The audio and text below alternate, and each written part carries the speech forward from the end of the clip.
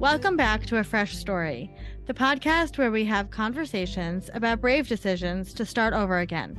I'm Olivia. And I'm Jenny, and we're so glad you're here today.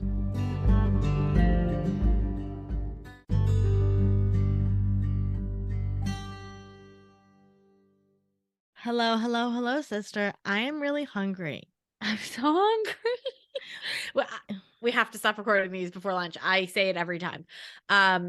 But I am thinking maybe I'm going to have a salad and I'm going to have it on I'm going to chop it up so it's more like a dip, and then I'm going to serve it to myself on chips. I was just thinking my favorite thing, I actually don't love tacos. I realize this. I'm going to be very honest. I don't really enjoy them. What I love is a well-chopped taco salad, and then you use scoops or tortilla chips, strips, chips, chips, to do it like a dip. Yeah, like you said. Dr. Brad said that the scoops, the Tostito scoops, are his favorite thing, and basically his life is, what can I put on a scoop? We had the chance to talk to Dr. Brad, who is a podiatrist and foot and ankle surgeon.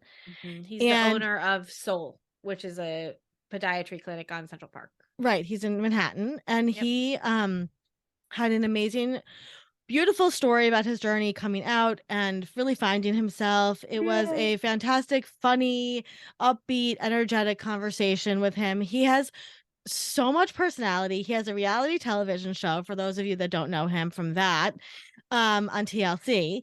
And he is just like this amazing, magnetic person. And I can see why people would go to him and want to be his client. Positive. So positive. I also think, we talked, one of the parts I really connected with was the talking about the different ways that people are the loves of your life, basically.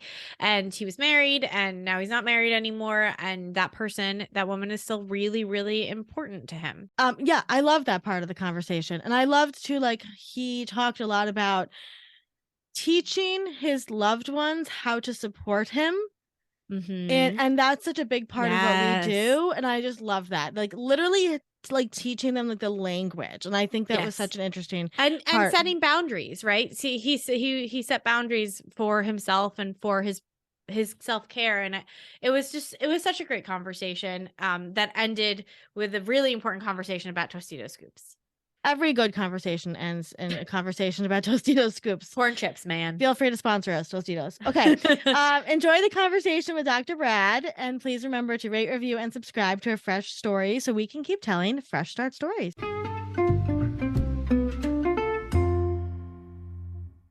Dr. Brad is a board-certified podiatrist and foot surgeon with a practice on the Upper West Side of the city. Well, we say the city because we're of New York City. He was recently recognized as one of the 3 finalists in Men's Health Magazine's Ultimate Men's Health Guy Contest 2023 for his hard work, humility, integrity, and the belief that each of us can always do a little better.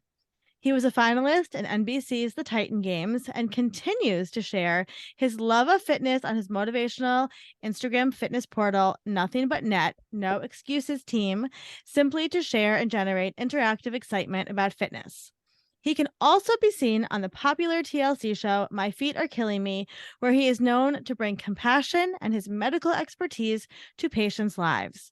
He is a proud member and advocate for the LGBTQ+ community. His public coming out story was featured on NBC News' Today.com and continues to reverberate across straight and queer media. And we are super excited to have you here today, Dr. Brad. I'm just going to call you Dr. Brad. To share all your fresh starts. So thank you for being here and taking the time, because you are a busy, busy man. Nope, it's okay. It's my pleasure. And I appreciate you having me on. Thank you. Yeah, we're very excited to have you here today. We grew up a little bit on the Upper West Side, so it feels, you're awesome. not that far from. Our dad lived there. He just moved out, so he's been there for 20 years. Well, yeah, anyway, definitely. It's a special place, the Upper West Side. I love it. I'm actually looking to move here, so my practice is here on 85th and Central Park West. Okay. And right now I live in Hoboken, New Jersey. Okay. Yeah, it's a little bit of a commute. I love it. Yeah, not bad though. Not bad. It's path right over, and then the one straight up or something like that, right? Yeah, a variety of different ways to get here. One way that is super fun is I got a scooter, one of those e-scooters. Yeah. Yeah, so I'll scoot up the West Side Highway when it's nice out. and That's take awesome. the ferry across. Yeah, That so. is nice. Yeah. I always enjoy taking a boat if I can take a Heck ferry if yeah. I can. Yeah, it's a great way of transportation. Why don't Absolutely. you take us back to the beginning of your Fresh Start story? Sure. And I appreciate you asking me about that because it is something that I'm super passionate about. Yeah. I recently, publicly came out. I've been out for the past 10 years. And I wouldn't necessarily call that my fresh start, but fresh start definitely with others, especially socially, more social media and in the TV world. As far as my fresh start was concerned, that was, in my upper 20s when I was married. I was married out of college to a beautiful girl. I love her very much. She is still one of my best friends. So we maintained a very close relationship. But when studying and in the rigors of medical school, your mind just doesn't think about your career, how to help people. There's also a lot of internal reflection that goes on too. And you battle a ton of demons when it comes to that. And all of that internal reflection led me to, finally realizing that I didn't want to live a lie. Right. And the lie was, trying to be that straight, Christian male that I was honestly scripted to be my whole life. Honestly, by society and different people in my life. And it was kind of the role that I was willing to play to just make everyone happy. So my fresh start was my realization that I did not need to play that role anymore. I love that. And I think, one of the things we've been talking about a lot with Valentine's Day coming up is sort of romance within friendships too, and loving your friends. And my personal experience, I was madly in love with my best friend in high school, madly in love with him. Our parents met in high school. So I was like, well, that's what we're going to do.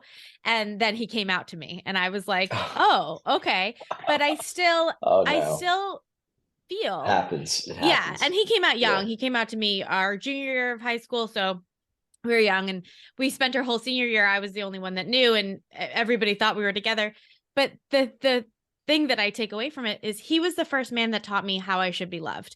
It was a completely romantic relationship. It was not sexual, right? Because he was not into women and we were young, but it was so fulfilling in so many ways. And like, I'm engaged now and I see now how much that relationship, the way he loved me, set me up for this. Like, so, I mean, if you could talk to us a little bit about, as much as you want, about that relationship that you had with your wife, which you still have such lovely things to say about her. Like, it's so much more complicated than just like, I was living a lie, right? You did love her. You had this whole relationship with her. That's what happens, is that we tell ourselves some things matter more than others. And maybe if that's not aligned, we're best friends. And so we're going to have a great marriage. And I just think it's something that we don't talk about. We act like it's very much either this way or that way. And it's so much more complicated than that, right?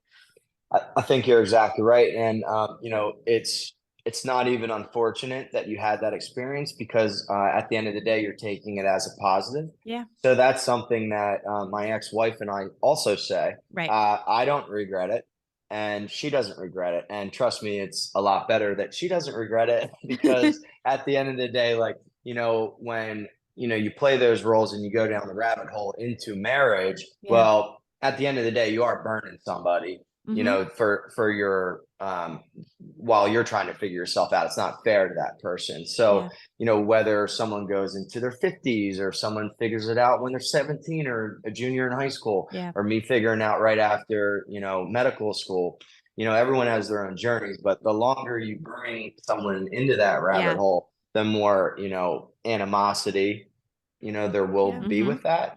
I feel like I did it at an appropriate time. Not that there is any right or wrong by any means. But we didn't have kids, we didn't build a life yet. And it just took me that long to figure myself out. Touching back on your question though, is we both still feel like it was a huge positive. We're both still involved in each other's lives. She lives very close to me.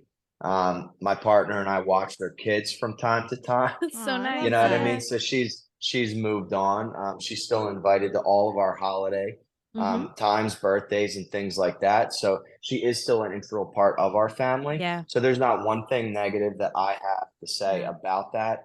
And she's been one of my biggest supporters. So I love that. And I think that learned goes a back, lot from her. She's learned a lot from me too in the I experience. love that. Yeah. And I think that goes back to this idea of like, we talk about like our people, right? Like you can make a family for yourself and it can look however you want it to look like.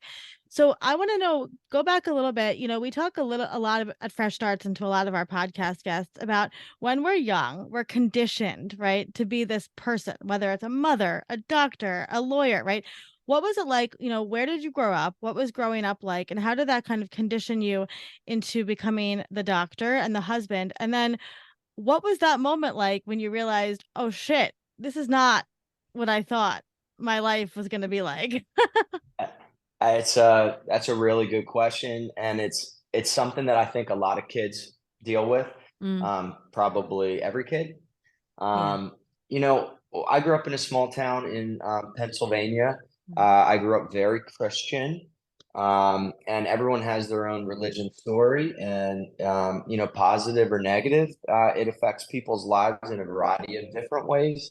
In my life, I thought it was ultimately positive because it shaped who I was, taught me a ton of values, made me really close to different, you know, friends and family members. But, you know, it ended up bringing me into a world where certain things were right and certain things were wrong versus, you know, for the Bible, against the Bible, whatever. Now, that's Christianity. That's Catholicism. Right. You know, you're not even touching on Judaism or any of the other religions. So I can only speak to, you know, being a Christian.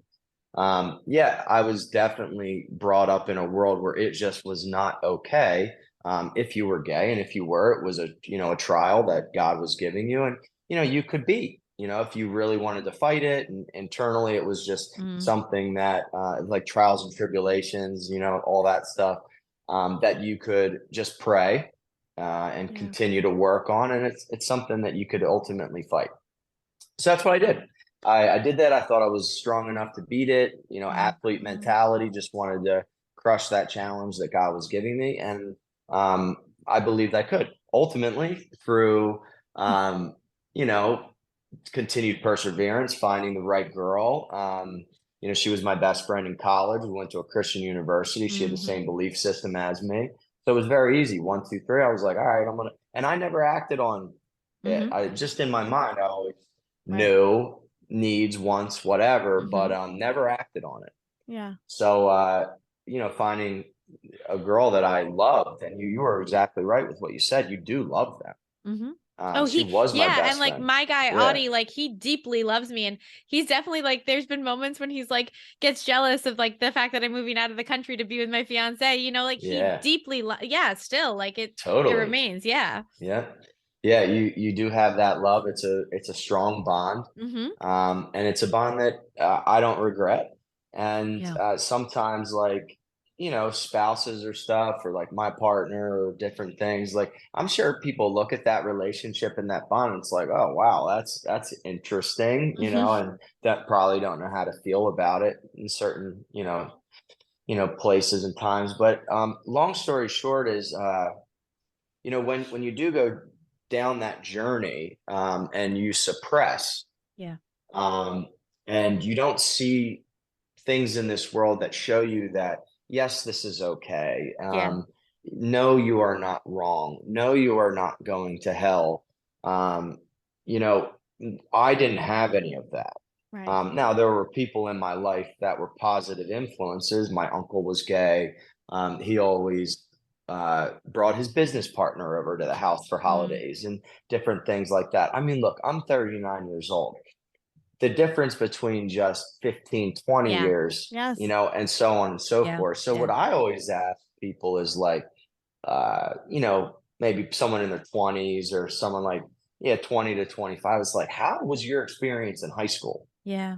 You know, because like words, you know, people call the younger generation snowflakes and stuff now, but not straight up, like words hurt. And like, if I'm talking about like this mouse is gay, you Right. know, and those words that we all used to use Yeah. to explain something in a negative way when I was that Yeah. Yeah. negative word, you know, Yeah. it's just something that I want to see the shift. So Mm-hmm. I always ask younger people, like, do you guys still talk like that? Yeah. You know, You're because I totally right. hope that the answer is always no. Yeah. And I've heard, yeah, no one really uses words like that anymore, but who knows? You know, I don't know. I'm not in it. Yeah. I just Yeah. hope. I You're hope and right. wish. You're right. Yeah. I'm 37 and I very much remember that in high school. There was a lot of Same. Mm-hmm. conversations like that. And we went to a private school in Long Island and a lot of those rhetoric and Yeah. so I very much understand that. So what made you go to medical school? Actually, the girl that I'm talking about, always wanted to do something in medicine. I Mm, went to college to play baseball. One, I mhm. wanted to be a professional baseball player, and then side note, I wanted to be a pharmacist. Okay. So she kind of understood who I was as a person, and realized that I wouldn't necessarily my personality didn't fit being a pharmacist. Mm-hmm. So she kind of talked me out of it. And one of her family friends was a podiatrist. Mm. So through that, like my podiatrist that I went through when I was younger, there was just like a huge world out there. And podiatry is just growing and growing and growing. And with my TV show and different things that I'm doing, people are kind of understanding what podiatry is and what the amazing things that we can do. Right. So I'm super happy to, be leading the way with that and my co-stars on the show. So, yeah, that's Yeah. what led me to that. Yeah, she pushed me again. So I love that. super positive still. Yeah. Well, love it. the athletics and the podiatry go together, right? Like so much of what we do and how we move and the way that like it radiates up our leg is, Mhm. so much has to do with the foot. Absolutely. Yeah, our bodies are natural shock absorbers. I say Yeah. it all the time, but you're running around, you're playing soccer, you're doing whatever. I mean, all of that, goes up through your whole body. Yeah. It affects your knees, your hips, your backs. I mean, your back, Everything. literally everything. Yeah. Yeah. Yeah. Yeah. So I tell that to all my athletes. Yeah. So you were married and then you decide to come out to your wife, I would assume first, probably. Early. She was Early. first. She Yeah, was she was first. first. And then Yeah. what's the journey Yeah. after that like for you? Well, it was a challenge because in my life I needed to take a step backwards, so we were living together. We had a nice condo in Weehawken. I was living near my residency at the time. Mm-hmm. So I needed to move out of a comfortable situation. Sometimes uncomfortable for a variety of different reasons, that we are just discussed. But yeah, moved out of a comfortable situation into like a studio apartment. And I was in a studio apartment that was, you know, it was tough. Yeah. And just going to residency and those rigorous hours doing that. And then also for figuring out myself. So Yeah. then it was the journey of where do I go? Yeah. Who are my friends? Yeah. So one of the things that was cool about me is like all my friends like that I had and still have, their whole question to me was when I was starting to come out and stuff, was like, how do you act when you're out? Mm. Well, I act the same way that I'm acting with you on this Yeah. podcast. Yeah. It's like, Yeah. Yeah. my God, Yeah. like, what It's do you think? How do you think I'm acting? Right. Why it's would I tough. change? Yeah. Yeah. I think of my friend when he came out and he went to college and he was like he definitely thought he had to take on like a certain persona. And it's funny because now he like lives in the country. He's been with his partner for over 10 years. He lives in the country. He is like, if you saw him, you'd be like, that is a mountain man. Like he is like, Right. he's exactly himself, but he did have to take that journey of being like, am I this kind or am I that kind? Or like, what's my Yeah. persona? And it's tough. I mean, I think when you're a little bit older, you know who you are and you're Mhm. coming out into the situation. But yeah, like, did you like, I have a couple of questions. So my first Sure. question is, for some couples, when one person comes out, that's not an automatic like end, right? Like they're like, well, maybe we'll have a situation or we'll sort of like exist in this marriage, but we'll both do our own thing. For you guys, it was like you knew that you both had to go find other like lives from each other. Yeah. So like when I first came out to her, it was like tears, hugs. I Yeah. think it was just an emotional, like realization because we were struggling just as a relationship and thinking that our marriage might fail. And at the end of the day, like, yeah, we were fighting and stuff, but you know, it was all because of what I was dealing with internally. Right. So it was almost like a burden was released, Mm-hmm. Yeah. you know, from the situation because there was finally an answer. She was intelligent enough, and really listen to that. Like, she was intelligent enough to just get it. Yeah. You know, so like my whole thing is like, and I say it all the time, is like there's a big difference between, you know, accepting, loving, and understanding. So like she just immediately understood. Other people, like some of my friends that I came out to, it's like, oh man, we'll always love you. We don't care if you know, you're with a guy or a girl, or you want to marry your dog, you know, whatever. You're like, I'm like, dude, I'm like, that's, you should care if I want to marry a dog, bro. You know, like, it's a little weird reductive statement. Yeah. It's just like, yes, you should care. I appreciate your acceptance and love, but Jesus, like, I take the time, try to understand this. I'm telling you how it is. You've known me since I was 5, you know, and then just take some time to understand. So it's beautiful when someone has the intelligence to understand immediately. Not everyone has that. No. But it's nice. It's nice to have that, and she had that. So we just parted our separate ways. You know, maintained our friendship and gave each other space where needed. But ultimately, we're still each other's, you know, rock. Yeah. I hope I answered your question. Yeah, you did. I feel like I jumped off. I jumped off topic there. You did, and it gets me to my next question, which was how, you know, making friends as an adult is really hard. And I'm curious sort of how you built or found a community of people. I'm sure like you went and wanted to like communicate and be, you know, friends with other gay men and stuff like that. Like, how did you build that community?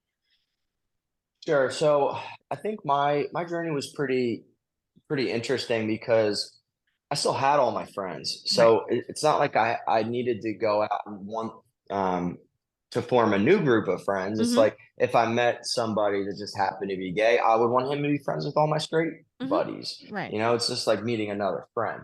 So I didn't like actively go out and search for like people in the gay community or whatever. Now going out, just say you go out to a gay bar or something.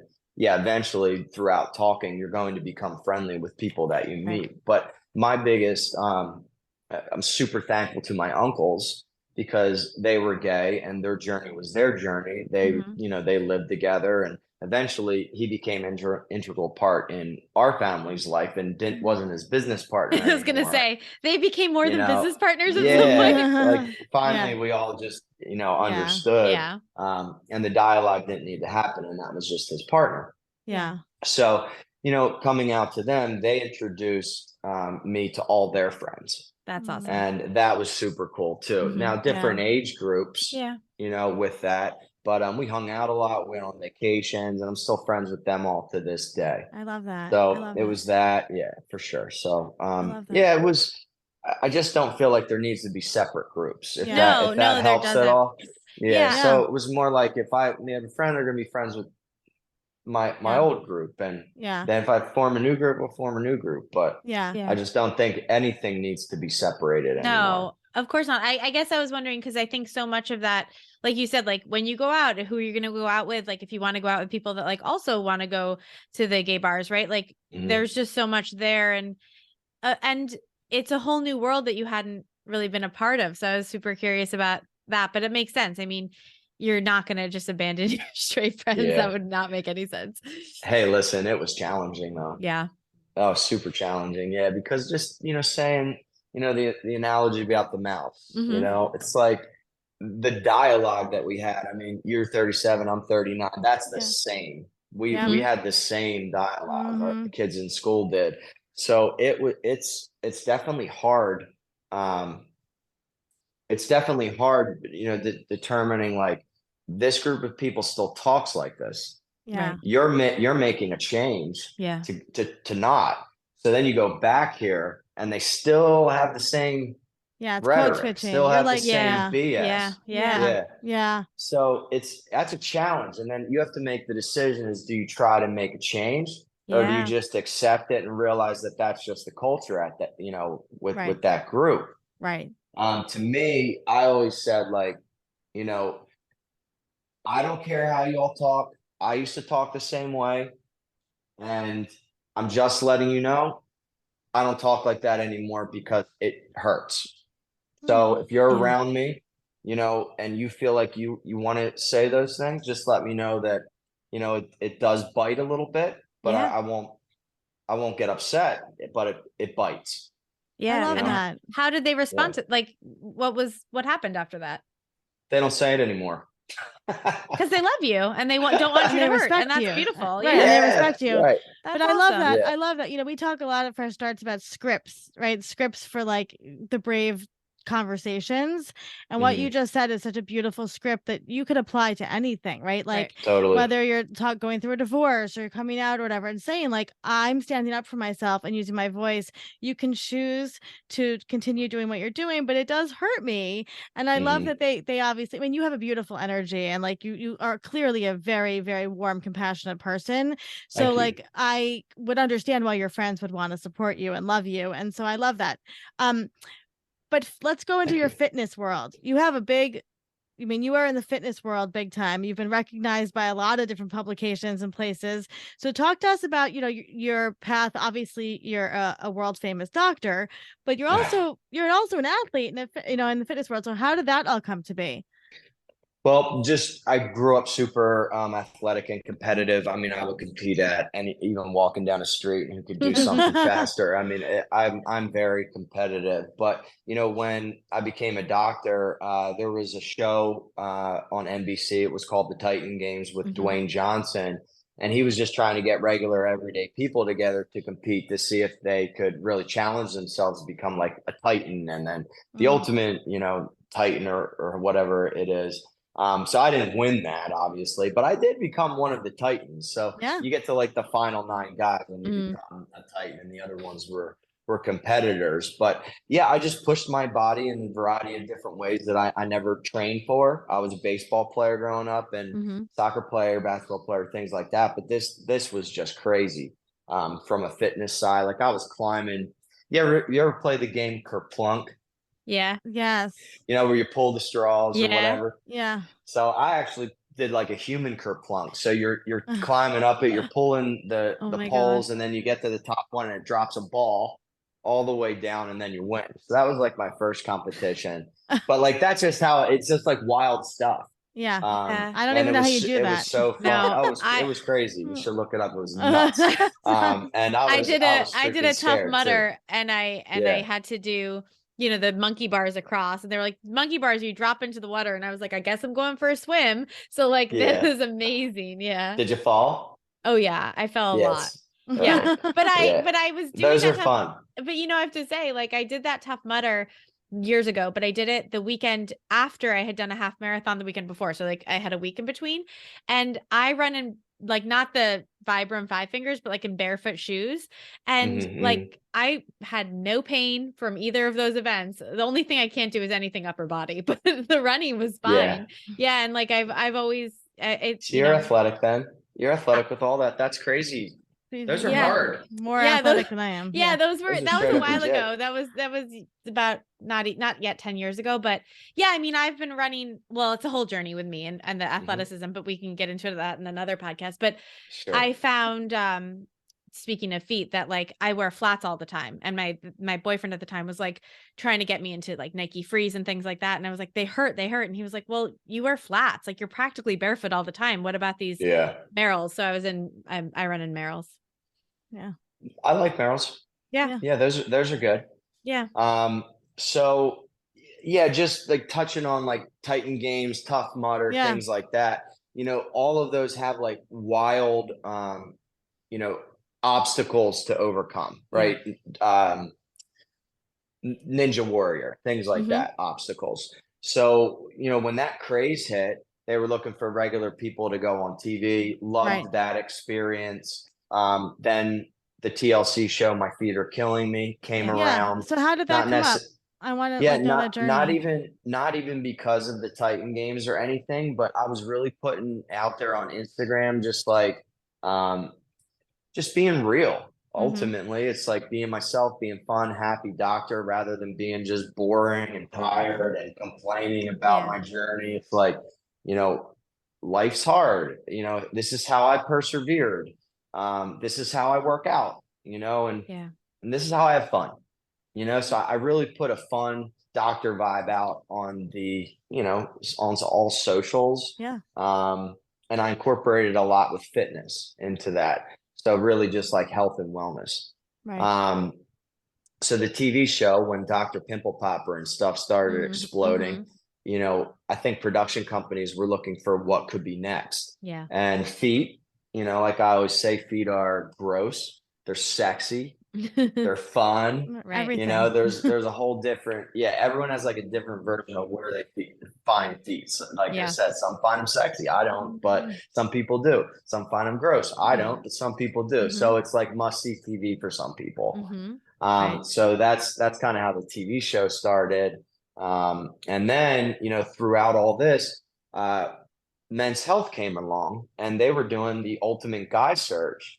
And so I was thinking to myself, I'm like, you know, with my journey, with perseverance, with all my failures, with, you know, coming out publicly, which I just did, you know, a year ago, last Pride, I think I felt like I had something to say. And, you know, with Men's Health, growing up, Men's Health was always like these big guys that, and not to say that anyone ever felt like this, but it almost portrayed a version of like the toxic masculinity that we were just saying, you know, and that was the version of what the ultimate guy was that person that was always on the cover, you know, always fighting, always, you know, it was always just like a freaking battle to see who was tougher, you know? So they're trying to rescript what their version of the modern male is. Right. And it's neither one way is positive or negative. It's just the script needs to be flipped sometimes. And, you know, now is a time I feel that we can, you know, flip it. It's already been flipped. It's not like I'm leading the charge, but I have a positive response to it, you know, and add to it.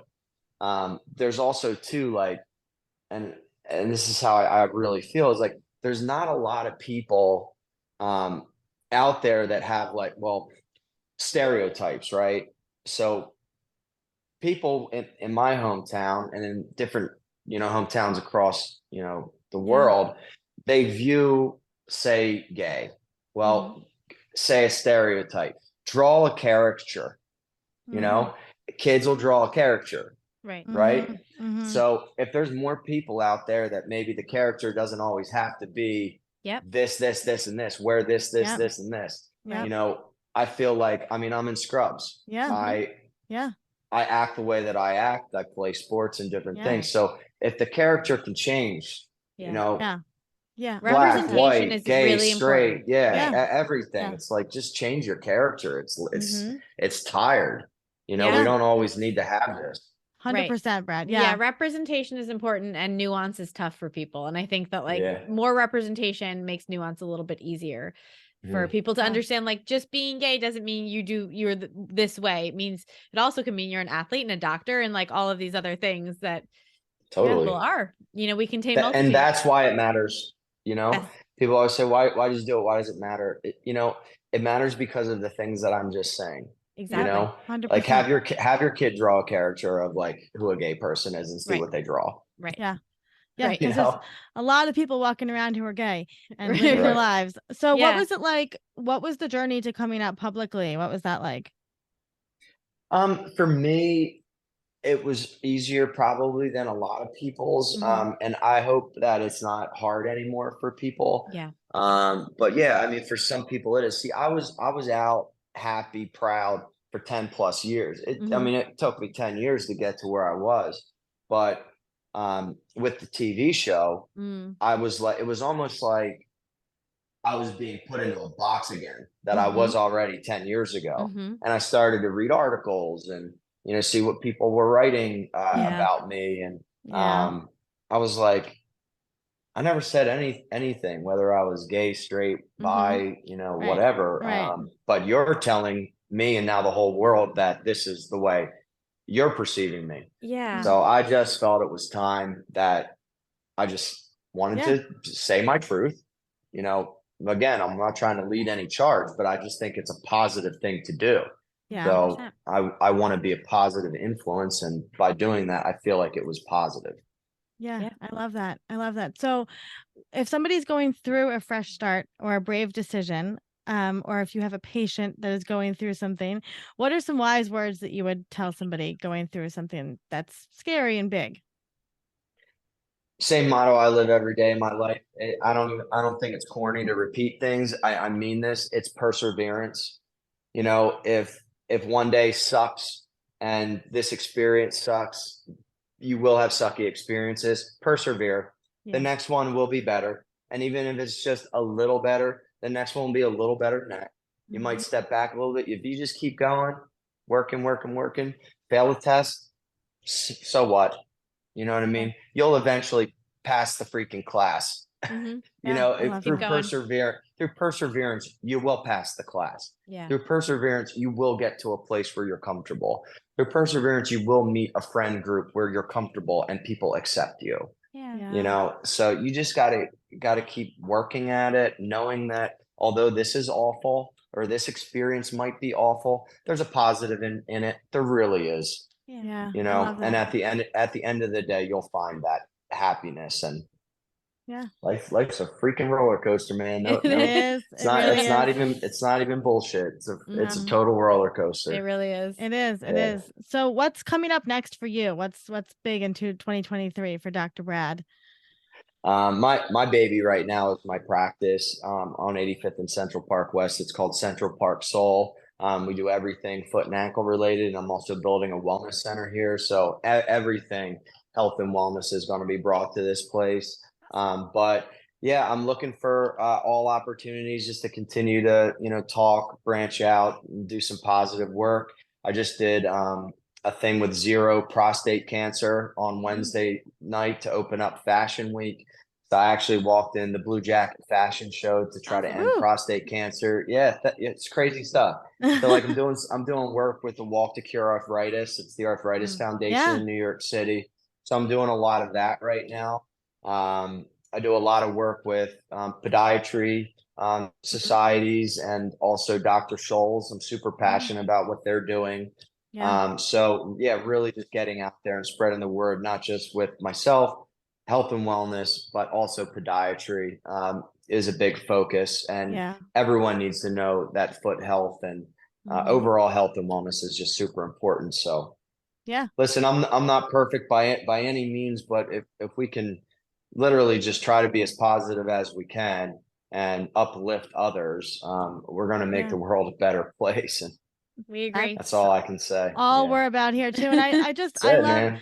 I can see how successful you already are, but that you are going to be because you live in thank you. alignment, right? You live in alignment with your truth. And I feel like when you all of your truths, like all of your truth, like when you step into yourself and you just, like you said, like you're a happy person who's just trying to lift other people up and make this world a better place, the opportunities are just going to keep falling in your lap because you clearly are somebody that is so passionate about what you do and easy to work with and a good friend and a good person. And so we're super excited to like watch you as you do all these things.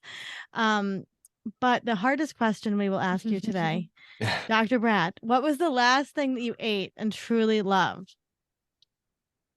I'm gonna be super basic about this, Great. but I'm telling you, I eat whole wheat Tostitos scoops. They're my passion. I love them. Tostitos, you gotta sponsor yeah, Dr. Brad. Yeah. scoops. I eat those up like candy. So I'll have even though I'm having like a nice meal, right?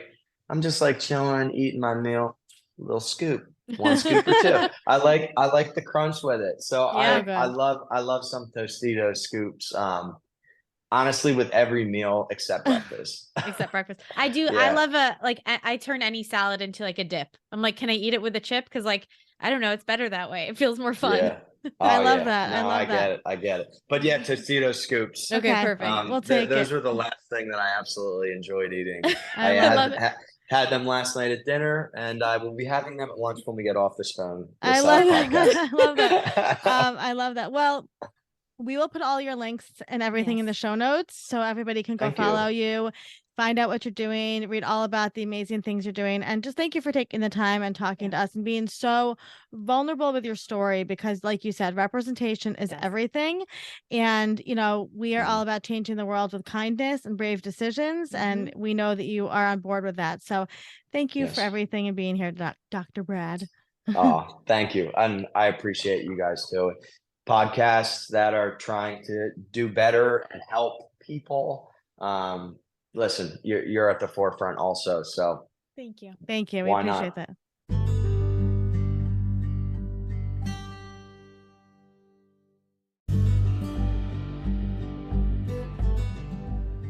Thank you for listening to today's story. We're always here and we're proud of you. Until next time, brave one. A Fresh Story is brought to you by Fresh Starts Registry, the first and only platform for everything you need to start again. You can read the show notes and learn more about today's episode at freshstartsregistry.com/podcast.